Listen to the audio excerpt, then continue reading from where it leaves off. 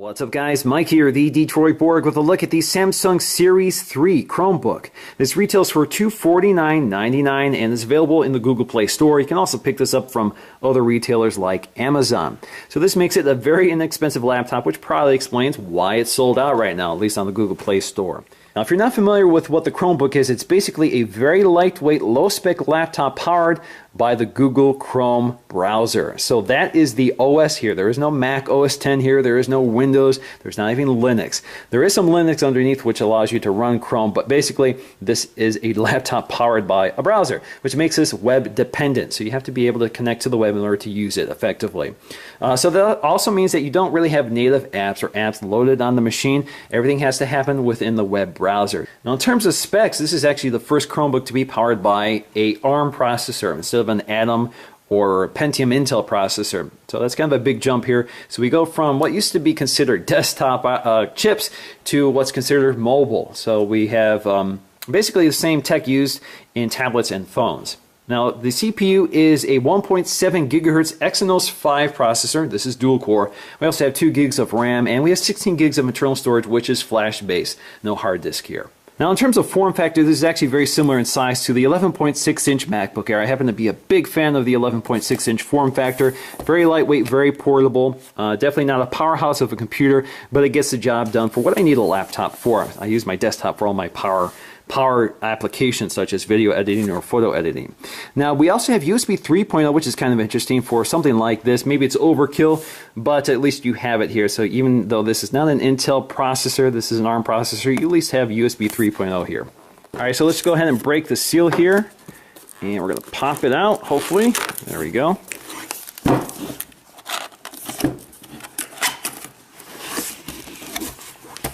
Alright, so the first thing we see is our literature packet, which contains our quick start guide among other things, including a Google Chrome sticker. So quickly looking at this, the quick start guide here, so you can see it has basic information on how to set it up, what the ports do, etc., etc. Safety precautions, warranty information, and it looks like welcome to your Chromebook, how to get started. So that's a quick start card, I guess.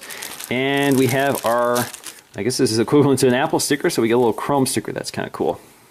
Now, to the left of that is our accessory packet, so that should contain our power supply here. So we have our cable and our power supply. So let's go ahead and peel this off. Oh, there you go. Just connect your cable, connect it to the Chromebook, and you're good to go. So let's get to the Chromebook. It's wrapped in styrofoam, and we're going to slide it out here. Now, taking a close look around the Samsung Chromebook, you can see on the top we have this sort of rounded lid here. We have our Chrome branding and logo. We have Samsung here. And you can see it is painted plastic. It's not an anodized aluminum, although it has a very similar finish and it feels pretty similar, but of course it's not cool to the touch like aluminum, so it's a different experience, even though it looks pretty good.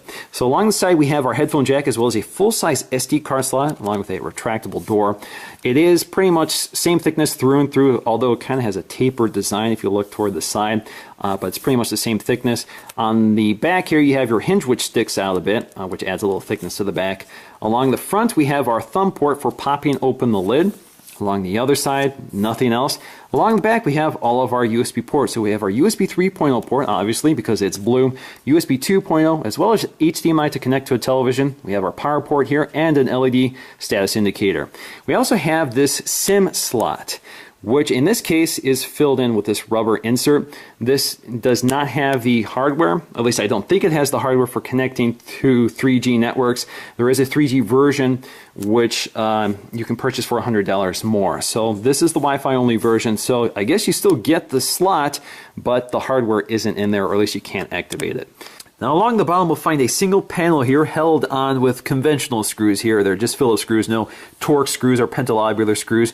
You also have these rubber feet which grip any surface you place it on. We also have our speaker grills. So we have 2 speakers left and right for stereo sound. Unfortunately these are down firing instead of firing through the keyboard, which means that if you place this on your lap you may end up muffling the speakers. Now if we pop the lid here we can take a look inside. So you can see it's pretty tightly sprung. Now we have a little piece of styrofoam here protecting the keyboard from the screen, and as you can see the screen is a matte screen. This is not a glossy screen. You pretty much have no choice here. So if you're a fan of matte, you're in luck. which does a pretty good job controlling glare. So the first thing you'll notice here is that the keyboard, at least if you're a MacBook Air user, it looks very familiar. It has pretty much the same design, low profile keys, kind of that island style chiclet keyboard. This is not backlit like a MacBook Air, obviously to keep costs down. Now, there is no ventilation here, no hard disk drive, so it runs very quietly. Kind of runs a lot like a laptop. You're not going to hear a fan whirring, you're not going to hear your hard drive clicking, so it's pretty seamless overall. Now, we have our Samsung branding here. As you can see, we have that hinge here, which pops up. And we have a very large trackpad here with multi-touch. Feels pretty nice. Again, very similar to the Apple trackpad. It's got the same sort of texture to it. It's not a glass trackpad, but you can see we have that clickability left and right. Now at the top of the screen we'll find our VGA camera. This is a 0.3 megapixel camera, so pretty low grade camera here. We also have a microphone, an LED indicator, as well as an ambient light sensor. Alright, so I'm plugged in and ready to go. So let's go ahead and boot this up. I'm just going to tap the power button. There's a little LED indicator on the power button that lights up. And as you can see, it boots up really quickly. That's one of the benefits of Chrome. It doesn't have a whole lot to boot up, so it's ready to go pretty quickly. So let's go ahead and sign in for the first time. So I'm just going to select my wireless network here. Next up, we just need to accept the terms and conditions. Alright, so the next step is to download all of the updates to make sure that you have the latest version of the Chrome OS. Alright, so once all those updates are loaded, we can go ahead and log into our Google account. Now it wants me to pick my picture, and I'm going to choose my profile picture here. And click OK. Alright, so that's all there is to it. Definitely one of the quickest setups I've ever had for any laptop. Of course, there is less involved. All you had to do was sign into your wireless network, update, sign into your Google account, and you're good. So here we have in our lower left corner here our dock. So basically this is Chrome, so we can launch our Chrome browser, we can launch email, Google Search, Google Drive, YouTube, as well as getting started, which will tell us a little bit about how to use the Chrome operating system. We also have our apps here, so we can have an app drawer, and which you can scroll through here, left and right. Very similar or very evocative of the Android experience. Again, this is not Android, so don't think it's Android, but it's got a very similar user interface. So again, all of these are apps, but really they just launch into the Google Chrome browser. So for example, if we go to Gmail, launches Chrome, takes us to our Gmail account. And since I've logged in already, everything is synced, including all my bookmarks, even my extensions. So for example, Ad Blocker has already been installed on here for me. Also, if we launch Google Calendar, again, it launches us into Google Chrome. If we launch Google Search, takes us to Search. If we launch YouTube, takes us to a tab in Chrome for YouTube. So you get the idea here. It gives you a interface very evocative of a desktop, but really it's just operating within Chrome, and you can maximize it if you want. So you can get a full screen, or you can get kind of a desktop viewer. They also have some controls up here to help you manage your windows. So for example, we have left justify, right justify, or minimize. If you do the right justify, bounces it to the right of the screen, left bounces it to the left of the screen. So it just helps you to manage some of the windowing. Now if we close all the windows, you can see we have something that looks very similar to a standard desktop, and we can even change the wallpaper by double tap or using two fingers to tap on the trackpad. So we can go ahead and set wallpaper here. So we can choose basically a bank background, we can choose a landscape, we can choose some nature shots, urban shots, or we can customize, and from here we can choose a file. So if we go to choose a file, you'll see we have two destinations we can pick from. We can go to Google Drive, or we can go to download. So there's a folder here for downloading files. You can also, if you insert an SD card, that will appear here as well. Now if you look closely in the lower left corner, when you hover your mouse over any of these tabs or icons or web apps, whatever you want to call them, you can see they kind of lift up and they highlight for you. And if you launch any of them, so let's launch Google Search, you can see it just brings up Chrome. So it brings up search in Chrome. We also have YouTube. You can see now we have a little light indicator just under that icon, very similar to Mac OS X.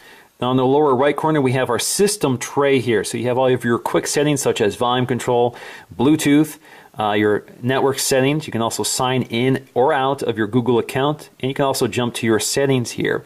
You can also power on and off, so you have a quick power toggle here. You can also lock the screen, and you also have your help options here, which again takes you right to Chrome. So if you click on, let's say, settings here, this also launches all of your settings into the Chrome browser. So all of your settings are actually accessible through Chrome itself. So this is not a separate settings panel, this is right in Chrome. So in fact, if you look in the address bar, you'll see Chrome : // Chrome / settings. So that's one way of getting right to it.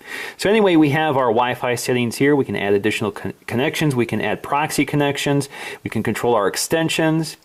So we can add, you can see that all of those were preloaded just because I logged into my Google account. You can also control things such as your trackpad speed, search control options. So you can change your search options to live search, even Bing and Yahoo, which would be kind of ironic on a Google Chromebook. You can also change your users here. So you have a lot of options here, although there's not a tremendous amount to pick from. Now if you take your cursor to the launcher and use 2 fingers on the trackpad to basically right-click on an item, you can see you have several options here. You can unpin them, you can open in a separate window, a separate tab, or you can hide it from the launcher. You can even maximize them to full screen. Now, you can also move them around, so if you tap and hold on any one of them, using one finger here, you can move them around in that launcher. Now, if you go to more apps, you can also add more of these, or some of these apps to the launcher. So, for example, I use Google Play Music a lot. So if I basically use 2 fingers to right-click, I can go ahead and pin that to the launcher, and you can see it's now added.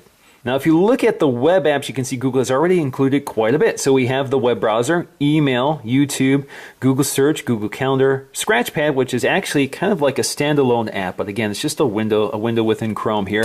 So, for example, I can write a few notes here, and it will sync to Google Docs for me, so I can access it on other devices.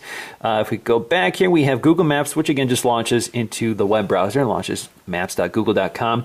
Google Drive, Docs, Sheets, and Slides, which is the word processing apps. We have Google Plus for social networking. We have Google Hangouts. We have Files, which is our file manager here. Again, it launches into Google Chrome.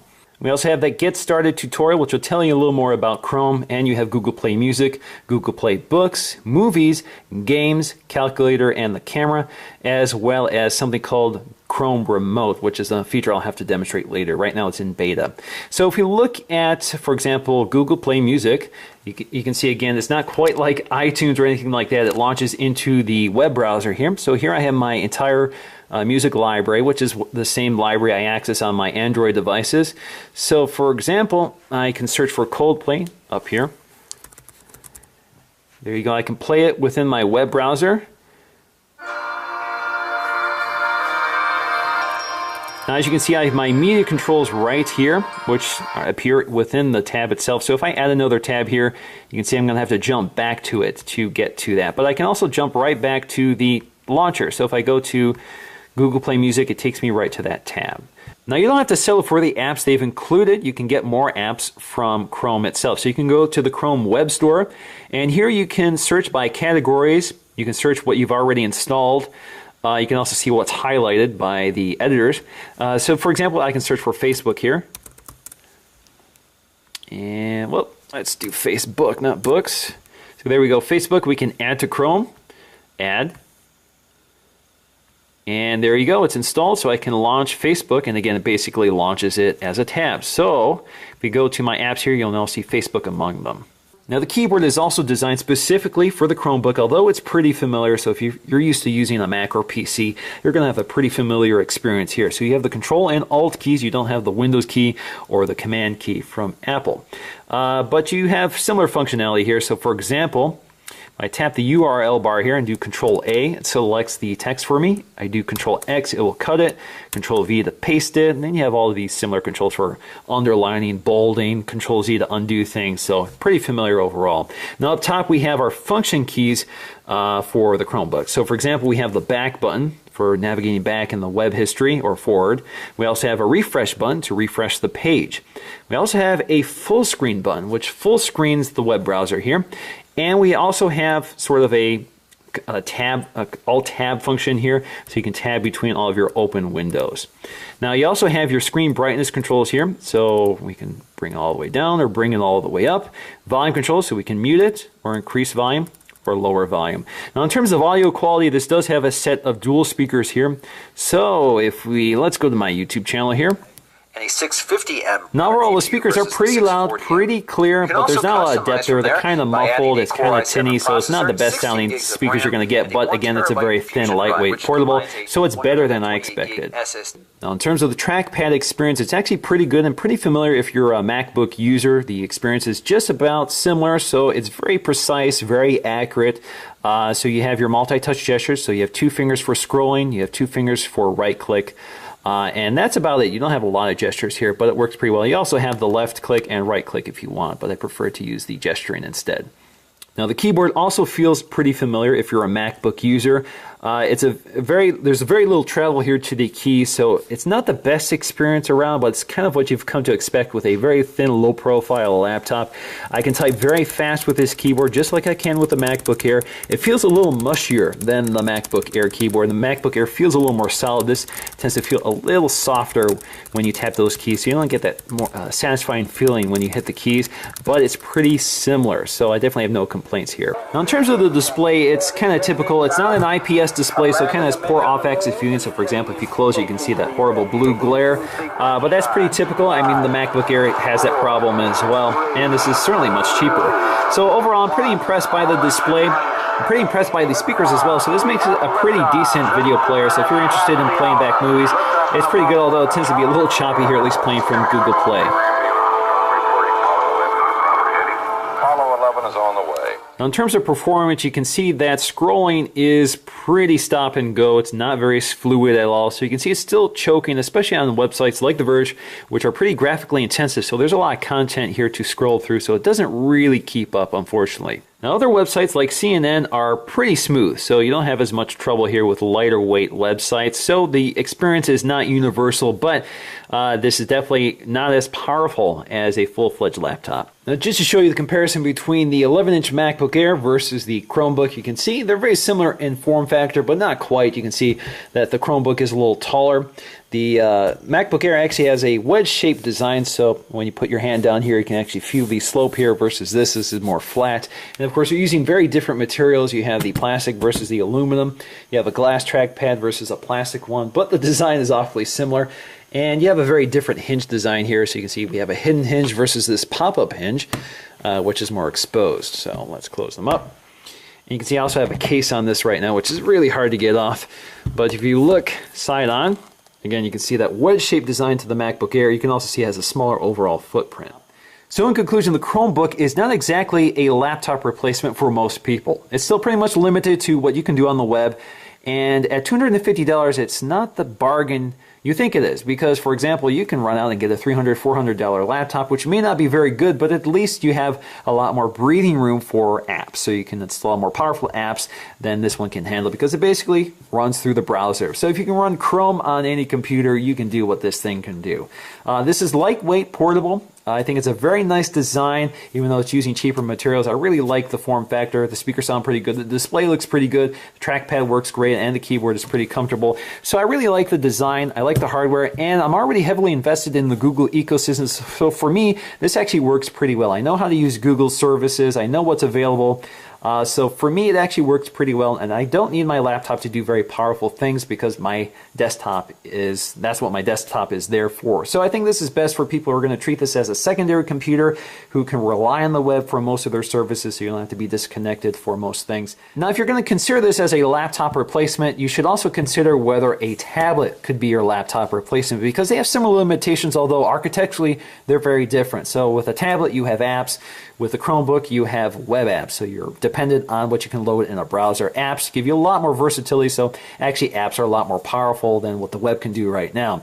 So in my opinion, I think a tablet is more powerful, so just attach a keyboard to it, but it's also a lot more expensive.